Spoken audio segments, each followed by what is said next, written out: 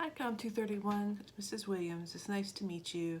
I will be your instructor for Mr. Elderkin, and I feel like I know you. I just watched all of your speeches. I didn't realize that we were going to be going all the way back to the beginning of the semester for your first speech, but that's okay. Mr. Elderkin's a kind man. I'm happy to help him out, and rest assured you are in good hands. I have been teaching public speaking for 26 years at ACC, and I will be here to help you with whatever you need. So please feel free to reach out to me, my email. I sent a video earlier in the week and I showed you how to do the research. We're going to try to stay on the same path that Mr. Elderkin had you, so that your persuasive speech outlines are due tomorrow, Saturday. And hopefully you've had a chance to look at some of the research materials that I sent, because you do need 3 sources. The speech, there's a little difference between the persuasive and the informative. So one of the difference is the sources. So you need to verbally cite your sources in the persuasive speech. You would have to say, according to a Harvard study, and then state your fact. You don't want to wait to the very end of the speech and say, well, here were my sources. Okay, you have to actually verbally cite the sources during the speech. And another difference is that you want to have refutation, and that is where you argue the opposing side of your argument. So you answer the questions, which means to refute the opposing side. So if you were giving a speech to persuade your audience to adopt, not shop, from the pet shelter, the opposing side may say, well, I don't want to adopt because I want a puppy.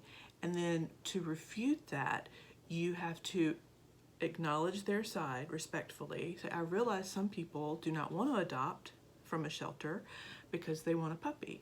But then you state your argument, which is stronger, that they have puppies at the shelter.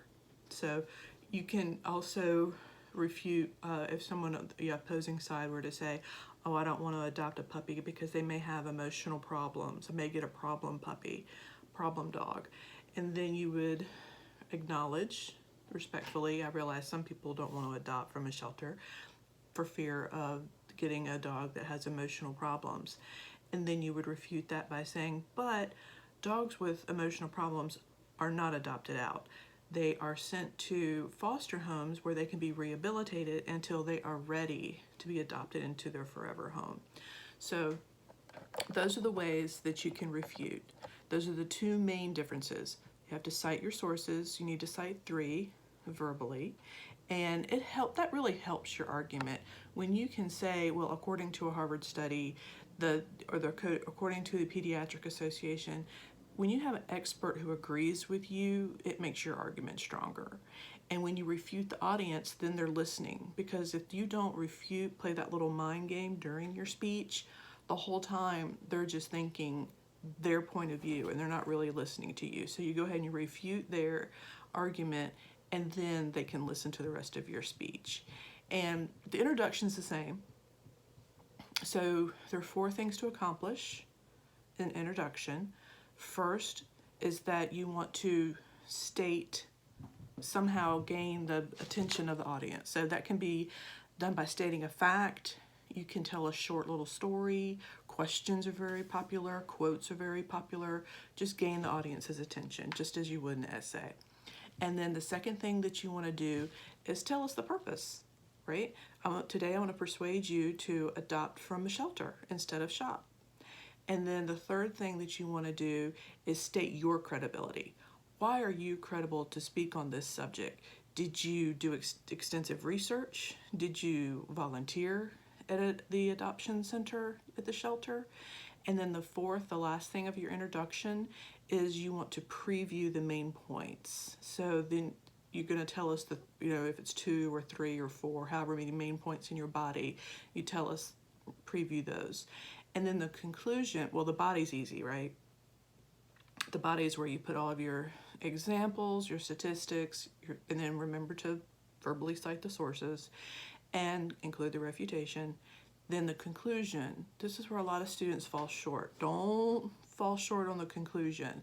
The easiest way to conclude a speech is to come back up to the introduction and restate the main points. And if you started your speech with a quote, you can remind the audience of your quote. If you started with a question, you can remind us with the question. And you're finished. Don't say, that's it, I'm done. No, don't do any of that. Just finish the speech. A lot of students will give this wonderful speech and then they lose it somewhere in the conclusion. As far as vocal qualities, to get the highest points on that, have a conversation with the audience. Please do not read your speech to the audience. It is the most boring thing. Just have a conversation. Just imagine, I mean, for a lot of you, it's a hypothetical audience, but just imagine you're having a conversation and try your best. If you want to have note cards, you know, just put bullets on the note cards rather than complete sentences, and that'll keep you from reading, because if you just look down and read the whole speech, I cannot tell you how boring that is. And you will also, you'll lose points. So don't do that. And when you have eye contact, you can, you know, just look at the camera. Some people tend to look away. I'm not really sure, or they look up. I'm not sure what they're looking at. Remember to avoid the ums and the likes. You know if you're a or a like person. And also I would have given you that feedback on your introduction speech. So this is the persuasive speech. The outline is due tomorrow, Saturday, and then we'll turn in the speech. But let's focus on the outline right now. Hopefully you've already done some research. If you haven't, you're gonna have quite a lot to do if you haven't. But please reach out if you have any questions. And again, nice to meet everyone.